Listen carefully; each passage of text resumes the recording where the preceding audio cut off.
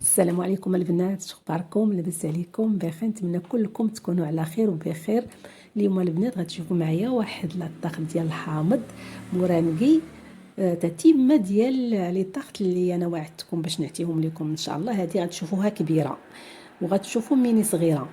عندنا البنات بالنسبه لهاد العجين حتى هي تجي زوينه. هاد لاباط عندي واحد 300 غرام ديال الطحين، وعندي 60 غرام ديال السكر كلاصي كما تتبان لكم، وعندي 120 غرام ديال الزبده، ومعلقه كبيره ديال الزيت. هاد المعلقه هذه هي باش عبرت معلقه كبيره ديال الزيت، وعندي هنايا واحد المعلقه ديال الحليب نيدو مغبره، وعندي معلقه كبيره ديال القشور ديال الحامض يكونوا خضرين تيعطيو واحد اللوغو زوين. سهله بزاف هاد لاطاغ كما تتشوفوا. وغادي ندير واحد نص خماره الحلوه تعطيها واحد الهشه زوينه، نص خماره ديال الحلوه وشويه ديال الفاني. صافي هادشي اللي كاين على البنات. عندنا وصفر بيضه، وتنحتاجو هنايا ما بين واحد 2 معالق ديال الحليب باش نجمع. كما تتشوفوا البنات سهله بزاف هاد لاباط حتى هي وتتجي لذيذه وعندي هنا واحد 2 معلقه كبيره ديال الشوكولات غبره، حيت كما شفتوا البنات ممكن ديروها نتوما غير بيضه يعني، ولكن انا كما خدمت وشفتوا البلاطو فيه دوك الميني تارطوليت بالحامض مورانقي هكا زي بغي. داكشي علاش صافي كما درت الاخرين باغيه باش نكمل لكم دوك هذيك الوصفه. هي يا تجي هكاك، ولكن ممكن في هذه الكبيره هذه ممكن ديروها هي بيضه هكا يا عجينه بلا ما تفرقوها وديروا الكاكاو. ولكن انا غادي نعطيكم افكار هكايا. بغيتو ديروها هكا بيضه ديروها، بغيتو ديروها زي بغي كما شفتوا كما غادي تشوفوا معايا في هذا الفيديو. ديروه لكم الاختيار البنات، نتوما ديروا اللي بغيتو، المهم تيكونوا عندكم افكار في راسكم وانتوما ديك الساعه ديروا اللي بغيتو. هاد لاباط حتى كما قلت لكم تجي زوينه، تجي مرمله. تنخلط داك الطحين مع الزبده مع الزيت مزيان والسكر كلاصي، ومن بعد غادي نزيد داك صفر بيضه شويه بشويه. هي الصفر اللي غادي ندير، ما غاديش ندير الابيض حيت الصفر تيعطينا واحد لاباط اللي هي رطبه. صافي تنخلطها، ومن بعد مي غادي تخلط ليا مزيان غادي ناخذ واحد الثلث هو اللي غادي نزيد عليه واحد 2 معالق صغار ديال الشكلاط المر، ما يعادل معلقه كبيره، وكل وحده غادي نزيد عليها شويه ديال الحليب ما يعادل 2 معالق كبار على حسب هي باش تجمع ليا وصافي. ودائما البنات قريصه د الملح راه تتكون، الا ما تنذكر انا الملح دائما المليحه تنديرها. صافي البنات كما شفتوا خلطت دوك المكونات.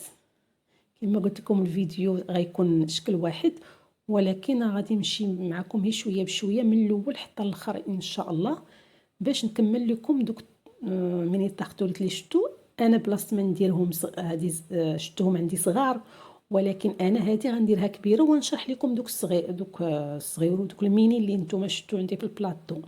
ولكم الاختيار، حتى الكبيره تجي عائليه تجي زوينه، واللي بغاوهم يديرهم فردين رانا غادي نشرح لكم ان شاء الله. صافي البنات تنخلط هاد لاباط هادي صافي تنجمعها وتنخليها ترتاح هي ديك 10 دقائق او لا كتر. الا ما كنتش غادي نخدم بها راه ما تيوقع ليها حتى حاجه، ممكن نعجن هاد العجينه ديالي ونحطها في الثلاجه لتحت حتى الغد اللي عاد يمكن ليا نخدم بها، ما تيوقع ليها حتى شي حاجه. كنت غادي نخدم بها في نهارها راه غادي نعجنها ونخليها كما شفتوا ترتاح شويه وصافي. واحد 10 دقائق هي باش تعطينا الطلع وصافي. هذه هي البنات لاباط. الا كنتو غادي ديروها كامله هي قهويه كامله هي بيضه، كنا غنديروها قهويه كما شفتوا. خدينا داك الثلث زدت معاه دوك 2 معالق صغار ديال الشوكولاط المر صافي، وغادي نزيد عليه حتى هو دوك 2 معالق هكا على حسب الحليب. هنايا ما بين حيت المقدار هذا صغير ولكن الكاكاو تيشرب. غادي ناخذ شويه ديال الحليب ديالي وغادي نزيدو شويه بشويه جهد اللي غادي تجمع ليا هاد لاباط هادي صافي، ونخليها حتى هي حتى ترتاح. وغنشوفوا الحشوه ديالنا والطريقه ديال الكريمه ديال الحامض، يعني ساهله وتتجي لذيذه بزاف البنات. صدقوني ملي غتجربوها يعني تتجي لذيذه. الناس العشاق الحامض، والحامض الحمد لله دابا كثير، لا البلدي ولا الرومي، يعني زوين بزاف يعني ماشي ما غاليش، الحمد لله رخيص وكتير. ومره اخرى ان شاء الله ندير لكم ديال الليمون حتى هو كتير. كما شفتوا البنات، العجائن ديالنا جمعناهم بلاستيك الغذائي وخليناهم يرتاحوا. وغندنا واحد الطبقه اللي غنديرو. عندنا هنا واحد 100 غرام ديال العقده ديال اللوز، كنقولوا العقده ديال الكعاب. وعندي هنا معلقه كبيره ونص ديال الكوفيتير ديال الليمون، واحد المعلقه كبيره ديال الحامض، قشور الحامض الخضر تاعتو. كما قلت لكم واحد اللوغو تيعجبني، تيعطي واحد اللوغو زوين منعش، يعني سبحان الله في واحد المذاق زوين، الرويحه ديالو زوينه.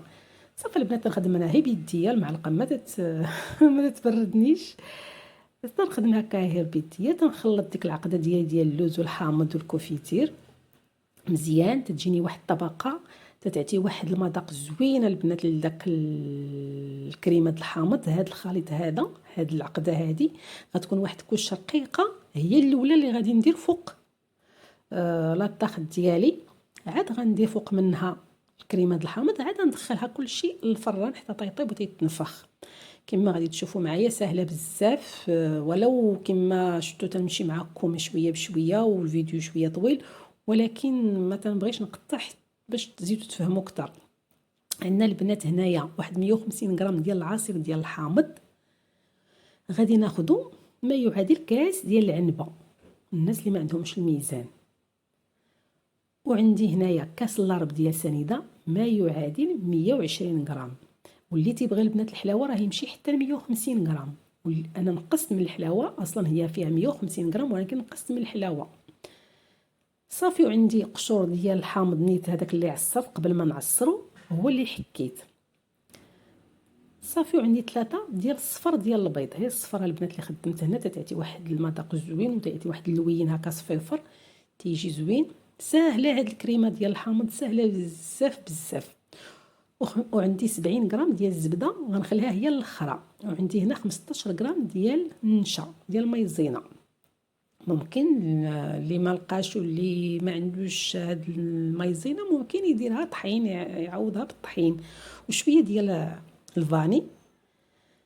صافي هادشي اللي كاينه البنات. وتنخلط هاد المكونات، نخلطهم غير هكايا هي بالفوي ولا بالفرشيطه ولا باش ما كاين. ومن بعد عاد نخويهم في كاسرونه ونديرهم فوق النار ونبقى نحركهم حتى تنحصل على كريم بحال كريم لا كريم باتيسري. هذه كريمه الحامض بحال كما شفتوا البنات، عصير الحامض وسنيده والبيض قشور الحامض وفاني. نخلطهم بحال هكايا هي بالفوي، ساهله ماهله ما فيها شي حاجه. مي تنخلط هذا الخليط هذا غادي نرجعو للكاسرونه، والكاسرونه ديالنا نرجعها فوق النار. والنار البنات غير ما تكونش مجهده، النار ماشي عاود ناقصه، موين. صافي. وتنبقى نحركها حتى تنحصل على كريمه الحامض. كما غادي تشوفوا معايا سهله بزاف، ما فيها شي حاجه اللي هي نقولوا صعيبه ولا كما شفتوا. اللي ما عندوش الميزان راه شفتوا الكيسان ديال العنبه كاين عند كل شيء. صافي البنات نخلط هذا الخليط فوق النار ونرجعوا. كما شفتوا البنات انا خلطت الخليط ديالي فوق النار حتى حصلت على كريم ديال الحامض تيجي بحال هكايا، تجي هكايا عاقده. ومي غتبرد تزيد تعقد اكثر. وغادي نزيد ديك 70 غرام ديال الزبده شويه بشويه كما تتشوفوا. وانا تنحرك هذا الخليط ديالي تجي هذه الكريمه بنينه البنات مع ديك العقده ديال اللوز مع المورانك. يا سلام، تجي لذيذه بزاف ولو بسيطه ولكن تجي بنينه. تناخذ الزبده ديالي شويه بشويه وانا تنحرك. يعني اي واحد غادي ينوض يدير هاد لاطاخ ديال الحامض بالمورانك، حيت الناس بزاف اللي تيبغوا الحامض. وكما شفتوا اللي بغاو يديرهم المين راه غيديرهم، اللي غادي يديرها طاخت كبيره راه غيديرها البنات. صافي بحال هكايا. مي غادي نوجد البنات هاد الكريمه هادي نخليها وغادي نمشي للعجينه ديالي غتكون ارتاحت باش نسرحها ونلبسوا المول ديالنا. وديك الساعه تنكونوا شعلنا الفران باش يسخن باش يلا نكمل لاطاخ ديالي، نسرح العجينه هكايا ولبس المول العجينه. صافي تيكون الفران سخون وتندخلها للفران وتنقص الفران طيب على خاطرها. كما تشوفوا معايا ما يكونش الفران مجهد، طيبتها في الفران ديال الغاز نقصت ليه. واللي بغى يطيب الفران ديال الضو ديري 160 ويطيب على خاطرها ويشعلها لتحت. كما شفتوا البنات العجينه هذه فرقتها على 3، درت 2 بيض وحده كحله. هذه غنديرها على شكل زبغي كما قلت لكم، واللي بغى البنات يديرها غير هكايا بيضه كما شرحت في الاول يديرها، يعني ما كاين حتى مشكل. انا غير بغيت ماذا خدمت في داك الفيديو اللي فات هادوك الزبغي وقلت لكم دابا نديرهم لكم، يعني داكشي اللي درت هو اللي كاين.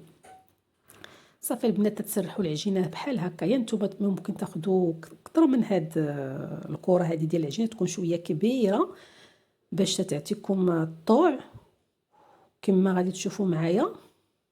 غادي تسرحوها بحال هكايا، يعني ما تكونش رقيقه وما تكونش غليظه. قد ما كانت الموين تجي مزيانه، تجي مقروشه، ما تجيش غليظه. الا جات غليظه ما تجيش بنينه، سبحان الله ما تجيش بنينه. صافي البنات عندي هذا الاطار، هذا المول هذا اللي تهز اي واحد راه عنده هاد الموجودين، ممكن ديروه سامبل ما يكونش مشنف. تناخذوه القاع ديالو البنات، تنعبر عليه، تناخذ بحال هكا. كما علاش انا قلت لكم تاخذوا واحد الكره شويه كبيره وسرحوها كبيره، تكون كبر من هذا القاع ديال الاطار باش تجيكم مزيانه. انا خديت الكره هي صغيره، غادي تغسلي شي شويه ديال العجينه، من بعد غادي نسوديها ماشي مشكل. انا حنايا هنا انسان تيتعلم، حتى الا ما جاتوش بحال هكايا مثلا جاتو ناقصه ماشي قنت، راه ماشي مشكل. غادي نحط هاد القاعده في الاطار ديالو كما شفتوا، ودوك الحواشي اللي انا مما سرحت العجينه كبيره غادي ناخذ داك شويه ديال العجينه اللي بقى ليا نسرحو ونسودي. عادي البنات، ماشي يعني لا راه فواده ولا شي حاجه، عادي الواحد يحاول يصلح بيديه ويقاد وصافي. تنمشيو بحال هكا البلاصه اللي شناها البنات ما كاملاش نكملوها وتنقدوها حتى تنكملوها، يعني عاديه. داكشي علاش قلت لكم من الاول الواحد ياخذ ديك الكره باش على حسب وقته باش يربح الوقت، يعني تيسرحها وتيحط داك الاطار يطبع تتجيه صافي، تجيه هي هذيك. انا خديت الكره هي صغيره ولكن معليش، حتى هكا حتى الواحد اللي ما تعرف تيزيد يفهم كثر. الا طاح في بحال هاد المواقف تيعرف كيفاش يصلحوا، ماشي يجمع ديك العجينه كامله ويسرحها، راه ممكن تكمش ليه. صافي البنات وتنمشيو بحال هكا حتى تنكملوها كامل. دوك البليصات اللي انا ما كاملين تنكملوها بحال هاد الشكل هكايا. وكما قلت لكم واللي ما عندوش هاد المشنف هكايا راه ممكن يدير دوك اللي هكايا اللي سامبل ما مشنفين، ما حتى حاجه حتى هما تيجو مزيانين. والقطر ديالو البنات 25. هاد لاباط هادي وهاد الكريمه هادي هادشي اللي هز ليا في هاد الاطار. خدمتها في هاد الاطار، راه اطار كبير ديال عائلي، يعني تبارك الله راه فيه الخير والبركه. وإلا خدمتو البنات الصغيورين فرديين راه تيخرجوا لكم بزاف، يعني نتوما لكم الاختيار.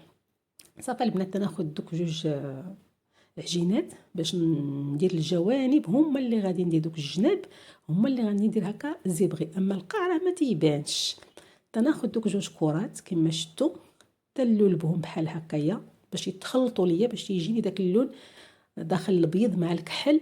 تيجي واحد المنيضر هكايا تنخرجوا واحد المنيضر اللي ماشي دائما حنا تنديروه بيض كحل بيض كحل، ما فيها بس هكايا يكونوا هكا بعض الالوان هكايا اللي هما هي عاديين، ماشي شي احمر ولا خضر، عادي الكحل والبيض تيبغي هكا تيجي هكايا زوين. صافي كما شفتوا البنات دخلت، تنحاول ندخل العجينه ديالي الكحله مع البيضه، ومن بعد غادي نقاد دوك الجناب. صافي هادشي اللي فيها كما شفتوا سهله مهله. وكما قلت لكم اللي بغى يخليها غير بيضه راه تيخليها.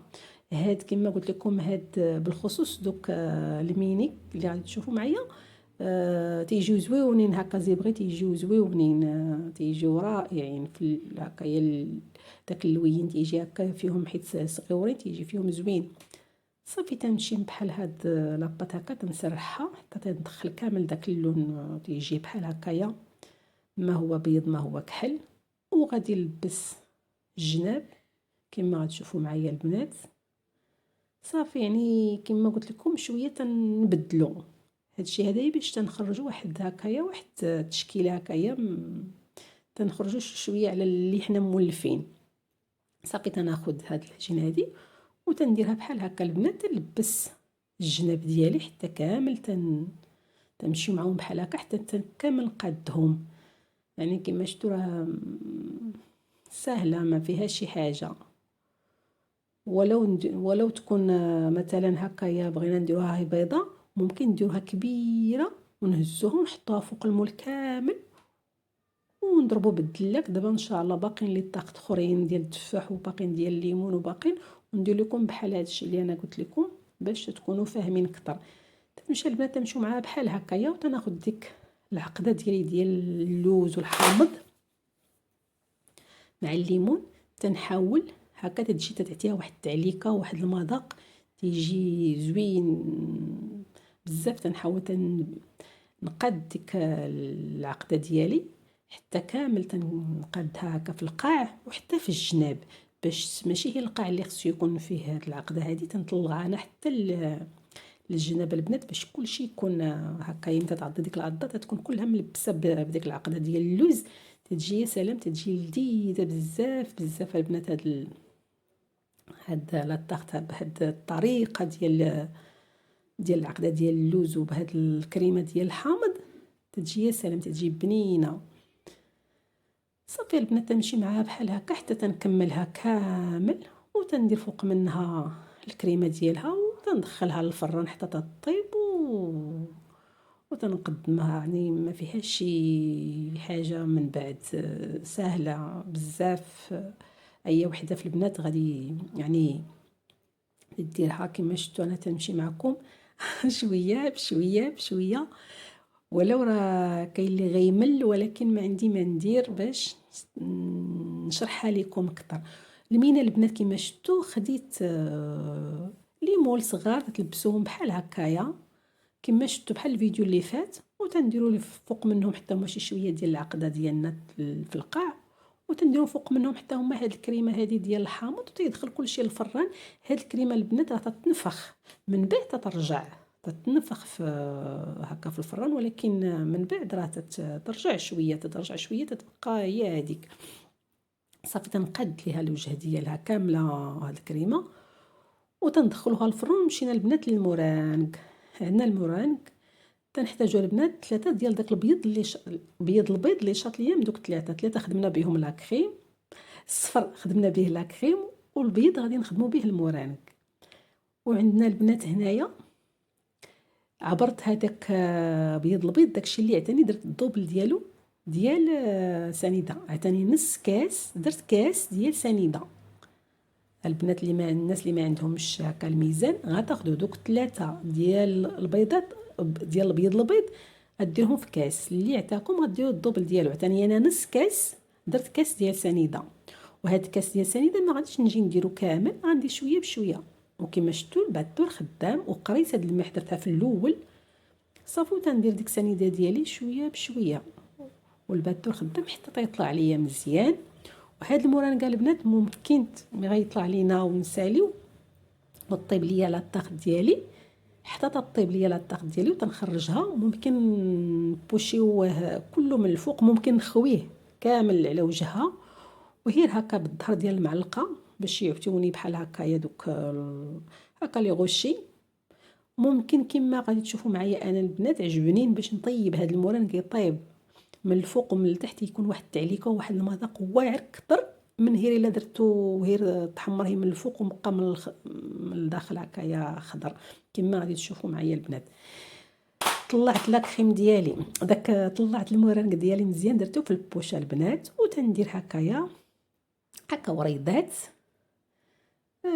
وغندخلهم الفران البنات. فاش خرجت لاطاغ ديالي غادي ندخل هاد المورانك الفران مهيل والفران محلول واحد 15 دقيقه حتى 20 دقيقه صافي. المهم الفران البنات تيبغوا الفران يكون بارد ما يكونش سخون باش تيبقوا باش يتنفخوا تيكونوا لكم هكا زوينين.